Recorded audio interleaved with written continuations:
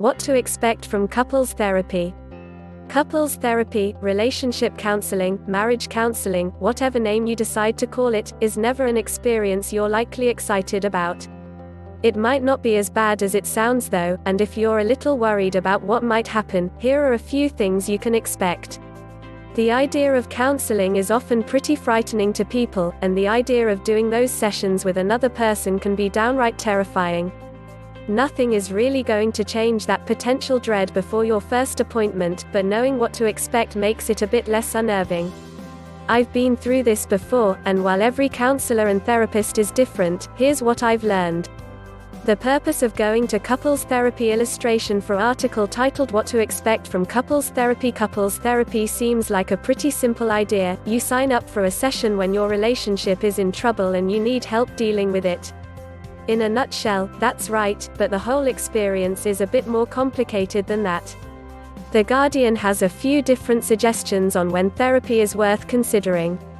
People often ask me how a couple can tell if they would benefit from relationship therapy, how they can recognize that their problems can no longer be dealt with at home, together. There's no simple answer, but often we get a sense that things are reaching stalemate. Perhaps you and your partner are arguing about the stupidest things and these rows quickly escalate into something nasty.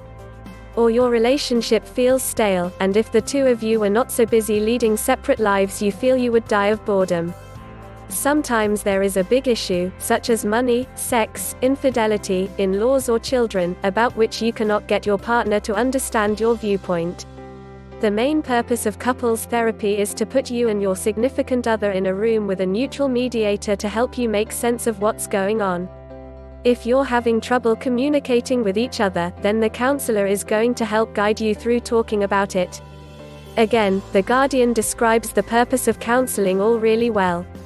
It soon becomes clear that a couple counselor's responsibility is to the relationship, and both of you will get equal time, attention and understanding. On a deeper level, couple work avoids the victim or poor me attitude that can be a byproduct of individual therapy, which encourages people to dig deeper into their own worldview. The main point, as you'd expect, is to get you talking through whatever issues you have, or to simply figure out what those issues are. It's not a bad bargain in the end, and if you're both willing to give it a shot it can be a fruitful experience. If you need some help finding a good counselor, we've got you covered. In the case of couples therapy, it's good to find a counselor who will suit both of you. Make sure to give them a call and talk over what you're looking for in the sessions before committing any money to them. As we've pointed out before, it's also worth noting that seeing a counselor early is going to produce way more positive results than if you do it after serious problems have already formed. Article preview thumbnail. How do I select a therapist or counselor? Dear Lifehacker, things have been really rough for me lately, and I'm thinking about talking. Read more. The counselor will start with a pretty basic set of questions. Illustration for article titled What to Expect from Couples Therapy. As you'd probably expect, the first thing the counselor is likely going to ask you is something along the lines of, "What's going on?" or "Why are you here?" It sounds incredibly simple, but it's worth taking the time with your significant other to prepare to answer the questions. The fact is, an average couple might be unhappy for 6 years before seeking counseling. At that point, it's pretty tough to narrow down and fix any problems.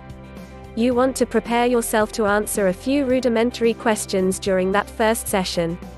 In fact, the whole process is likely similar to one-on-one therapy, which means the therapist will likely ask about your history and expect both of you to be open, somewhat talkative, and honest. Depending on the situation, your counselor might also talk to you both individually for portions of the appointment, or in separate appointments altogether. It's hard to say exactly how a counselor is going to handle the situation, so make sure you ask plenty of questions before that first appointment so you're not surprised by anything. Seeing a couples counselor can play out in all kinds of ways. If you tackle something early on, and things are looking good otherwise, then you might only need a handful of sessions to get through a problem. You might even feel better after just one visit. That's pretty unlikely. Alternately, it might take a few months or even years to work through everything. Hopefully, if the counselor is good at what they're doing, they're teaching you how to deal with your problems without their help, but it can still take time. It's also worth pointing out that counseling isn't all rainbows and roses. It's not necessarily a counselor's job to save the relationship. Sometimes the counseling is more about figuring out how to make a split amicably. From my own experience, this is actually surprisingly helpful. The Wall Street Journal points to a counseling style called discernment counseling. In discernment counseling, Dr. Doherty helps the leaning out spouse decide if the decision to leave the marriage is the correct one. And he helps the leaning in spouse cope in a way that doesn't make the situation worse, without pleading, threatening, or otherwise turning off the already irritated spouse. Over 5 sessions, Dr. Doherty has the couple examine what was good about the marriage, what got them to this point, and what they did to try and save the marriage. He lays out 3 alternatives: marriage as it has been, divorce, or a 6-month reconciliation with marriage therapy. Of the 25 couples Dr. Doherty counseled, 40% decided to try the reconciliation, the rest divorced or are still thinking it over. Basically, nobody really knows what's going to happen at the end of couples counseling. You might work through the issues and strengthen your relationship, you might decide the best course of action is to move on. Regardless, the idea of continuing to see the counselor is to reach a point where you both have an understanding of the situation despite the end result. Different counselors or therapists are going to approach your situation in different ways, and your situation is going to play a role in how that's handled. You're not going to find a definitive guidebook for what you can expect, but if you prepare yourself for a lot of different scenarios, from the worst to the best, you'll probably get more out of the experience. As with any relationship, advice counseling isn't for everyone. It's certainly worth considering if you need that third-party moderator or you just don't know what else to do.